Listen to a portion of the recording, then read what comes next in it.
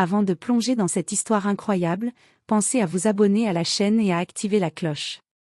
Ici, chaque récit a quelque chose à dire, et vous ne voudrez pas en manquer un seul. Elle n'avait jamais pris l'avion de sa vie. Quand elle entra dans l'aéroport, tout lui sembla immédiatement trop grand, trop rapide, trop vivant. Les panneaux lumineux changeaient sans arrêt, les annonces résonnaient dans des haut-parleurs invisibles, et les gens semblaient tous savoir exactement où aller, comme s'ils suivaient un code secret qu'elle ne connaissait pas. Elle, au contraire, avançait lentement, serrant contre elle un petit s'accusé, comme si c'était la seule chose qui la rattachait encore à quelque chose de familier. Son cœur battait déjà trop vite avant même de passer les contrôles. Chaque bruit la faisait sursauter légèrement, chaque mouvement de foule la poussait un peu plus vers le doute. Elle observait les escaliers roulant comme s'ils étaient dangereux, les portes automatiques comme si elle pouvait la juger. Elle essayait de paraître calme, mais ses doigts tremblaient sans qu'elle puisse les contrôler. C'est à ce moment-là qu'il est entré dans son champ de vision. Il ne marchait pas comme les autres. Il n'était pas pressé, mais tout le monde semblait lui laisser de l'espace. Costume parfaitement taillé, posture droite, regard assuré. Autour de lui, des assistants et des gardes du corps discrets suivaient son rythme sans jamais le dépasser. Il incarnait une présence silencieuse mais imposante, comme si l'air autour de lui s'organisait différemment. Il aurait pu ne jamais la remarquer. Et pourtant, son regard s'est arrêté sur elle. Une fraction de seconde. Suffisante. Elle était là, immobile près d'une zone d'embarquement, visiblement perdue, essayant de comprendre les écrans au-dessus d'elle comme si les lettres dansaient exprès pour la désorienter. Quelque chose dans cette scène contrastait trop avec le luxe et le contrôle du reste de l'aéroport. Elle ne ressemblait à personne ici. Et surtout, elle ne faisait aucun effort pour cacher qu'elle était dépassée. Il a ralenti légèrement. Pas assez pour que les autres le remarquent, mais assez pour changer sa trajectoire mentale. Pour la première fois de la journée, son attention s'est détachée de ses obligations. Elle, de son côté, sentit ce regard sans comprendre d'où il venait. Elle leva les yeux, croisa brièvement les siens, puis détourna aussitôt le regard, gênée, comme si elle avait été surprise en train de faire quelque chose qu'elle n'avait pas le droit de faire. Il aurait pu continuer son chemin. Mais il ne l'a pas fait. Quelque chose dans cette fragilité, dans cette solitude au milieu du chaos organisé, l'a retenu une seconde de plus qu'il ne l'aurait dû. Une seconde de trop pour quelqu'un comme lui, habitué à ne rien laisser interférer avec son planning, ses affaires, ses décisions. Et pourtant, il a continué à la regarder jusqu'au moment où elle disparut presque dans la foule. Sans le savoir, elle venait de perturber l'un des hommes les plus contrôlés de son monde. Le décollage commença dans un grondement profond qui fit vibrer tout l'appareil. Elle n'avait jamais ressenti une telle sensation dans tout son corps. Une pression étrange, comme si le siège la poussait en arrière et que le monde extérieur essayait de l'arracher au sol. Ses mains se crispèrent immédiatement sur les accoudoirs. Ses yeux s'ouvrirent trop grands, fixant sans vraiment voir le siège devant elle. Autour d'elle, les autres passagers restaient calmes, certains regardaient leur téléphone, d'autres discutaient comme si rien d'inhabituel ne se passait. Ce contraste la déstabilisa encore plus. Pour elle, tout était en train de changer, pour eux, c'était banal. Le bruit des moteurs monta encore d'un cran. L'avion accéléra. Elle sentit son souffle se bloquer. Son cœur frappait si fort qu'elle avait l'impression qu'il allait couvrir le bruit de l'appareil. Elle tenta de respirer lentement, mais l'air semblait différent, plus lourd, presque irréel. Non, non, c'est trop. Sa voix était à peine un murmure, perdu dans le bruit ambiant. Ses doigts tremblaient maintenant sans contrôle. Elle ferma brièvement les yeux, mais cela ne fit qu'empirer les choses. L'impression de mouvement continuait, même sans regarder. C'est à ce moment précis qu'elle sentit un regard sur elle. Un regard stable. Calme. Trop calme pour être ignoré. Elle ouvrit les yeux. Quelques sièges plus loin, un homme la fixait sans insistance, mais avec une attention claire. Il ne semblait ni surpris ni agacé. Plutôt, observateur. Comme s'il comprenait déjà ce qui était en train de se produire. Elle détourna immédiatement le regard, gênée, honteuse même de cette panique qu'elle ne contrôlait plus. L'avion continua de grimper. Et elle, elle perdit peu à peu la sensation de sécurité à laquelle elle s'accrochait encore quelques minutes plus tôt. Sa respiration devint saccadée. Ses mains cherchèrent instinctivement quelque chose à tenir plus fort, comme si cela pouvait l'ancrer dans la réalité. Elle sentit les regards autour d'elle commencer à exister un peu trop fortement. Je veux descendre. Cette fois, ce n'était plus un murmure. C'était une fracture dans son calme.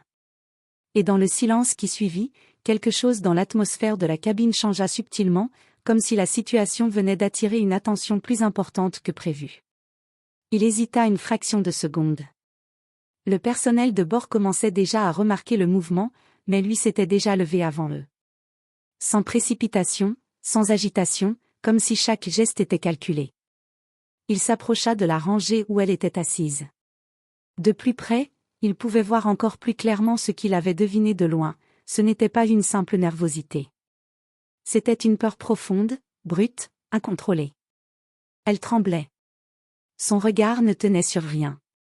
Ses mains s'accrochaient au siège comme si lâcher prise signifiait disparaître. Il s'agenouilla légèrement pour être à sa hauteur. « Regardez-moi. » Sa voix était basse, stable. Elle contrastait avec le chaos intérieur qu'elle vivait. Elle hésita. Puis, lentement, son regard croisa le sien. Et pendant une seconde, quelque chose se figea. Le bruit de l'avion, les vibrations, les voix autour, tout semblait reculer légèrement. « Vous êtes en sécurité ici, dit-il calmement. Ce que vous ressentez, c'est la peur, pas un danger. » Elle secoua légèrement la tête, incapable de le croire. « Je ne peux pas, je vais tomber. » Un léger silence passa. Il ne sourit pas. Il ne la contredit pas brusquement. Il observa simplement, comme quelqu'un qui comprend que les mots seuls ne suffiront pas. Puis il s'assit sur le siège libre à côté d'elle. Ce geste surprit même le personnel qui hésitait à intervenir. « Écoutez ma respiration, dit-il. » Il inspira lentement, sans forcer. Puis expira. « Faites comme moi. » Juste ça. Elle le regarda, incertaine. Puis tenta de suivre. Au début, c'était désordonné. Saccadé. Presque impossible. Mais il ne la pressait pas. Il restait là, présent, régulier, comme un point fixe dans quelque chose qui bouge trop vite. Encore une respiration. Puis une autre. Petit à petit, quelque chose changea. Ses épaules cessèrent légèrement de trembler. Ses doigts ne serraient plus aussi fort les accoudoirs. Sa voix, quand elle parla à nouveau, était plus fragile, mais moins brisée. « Je n'ai jamais pris l'avion. » Il hocha doucement la tête. « Je m'en doutais. » Un silence plus doux s'installa entre eux. Elle osa enfin le regarder vraiment. Pas comme une menace, pas comme une gêne, mais comme quelqu'un qui était resté quand les autres regardaient ailleurs. « Pourquoi vous m'aidez ?»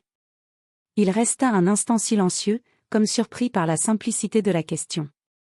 Puis il répondit sans détourner le regard. « Parce que vous n'aviez personne pour le faire. » À cet instant, l'avion continua son trajet dans le ciel. Mais à l'intérieur, quelque chose venait de changer de direction. Le reste du vol s'écoula différemment pour elle. Le décollage, qui lui avait semblé être une montée vers quelque chose d'impossible à supporter, devenait maintenant une simple variation dans l'air. Elle ne comprenait pas vraiment comment quelques minutes pouvaient changer autant une sensation, mais la présence de l'homme à côté d'elle avait créé une sorte de stabilité inattendue. Il ne parlait plus beaucoup. Il n'avait pas besoin de parler. Parfois, il jetait simplement un regard vers elle, comme pour vérifier qu'elle tenait toujours bon. Et à chaque fois, elle tenait un peu mieux que la précédente. Elle osa finalement lâcher légèrement ses mains. Ses doigts ne tremblaient plus autant. Son souffle, bien que encore irrégulier, n'était plus désespéré. Pour la première fois, elle observa vraiment l'intérieur de la cabine. Les lumières douces. Les sièges alignés. Les passagers absorbés dans leur propre monde. Ce qui, quelques minutes plus tôt, lui paraissait hostile, devenait progressivement normal. Elle tourna légèrement la tête vers lui. « Vous voyagez souvent ?» demanda-t-elle, presque timidement. Il ne répondit pas immédiatement.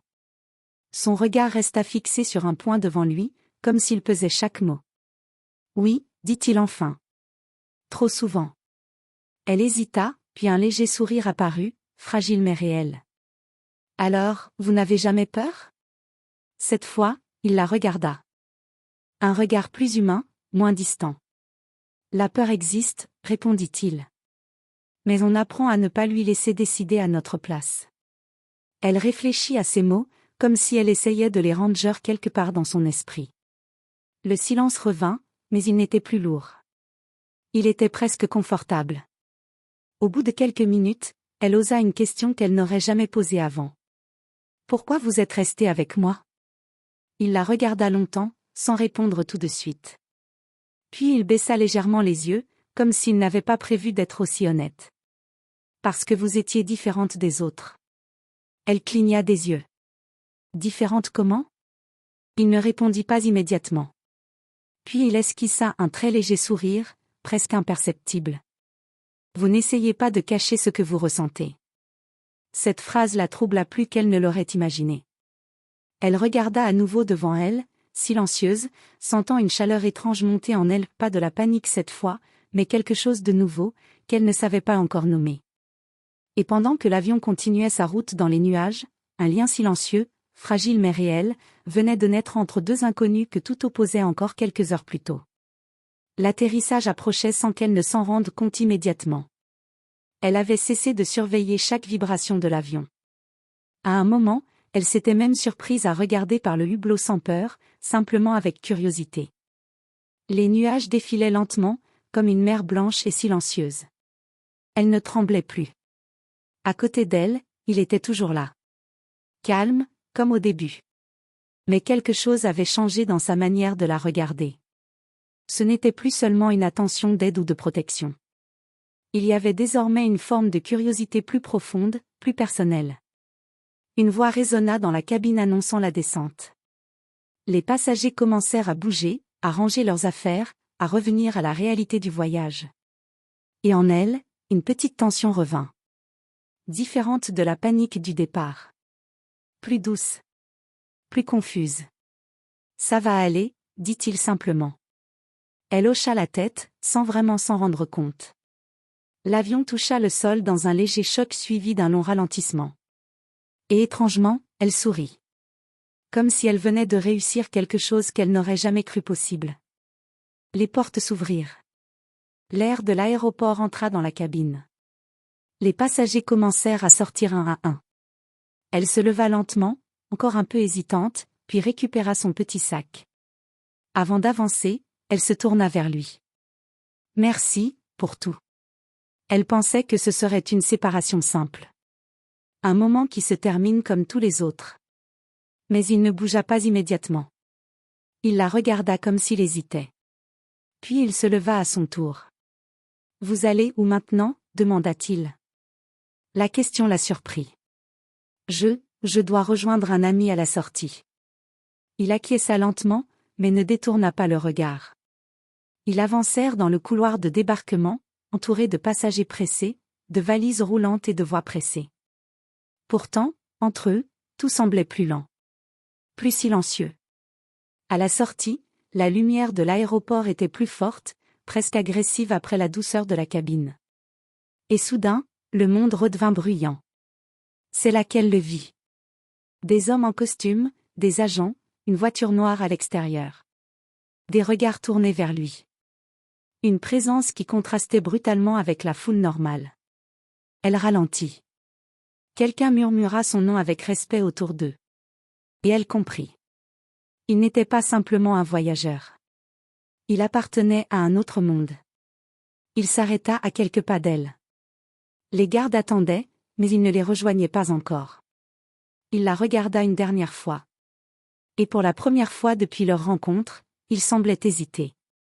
Je ne t'ai même pas demandé ton nom, dit-il doucement. Elle répondit, un peu troublée.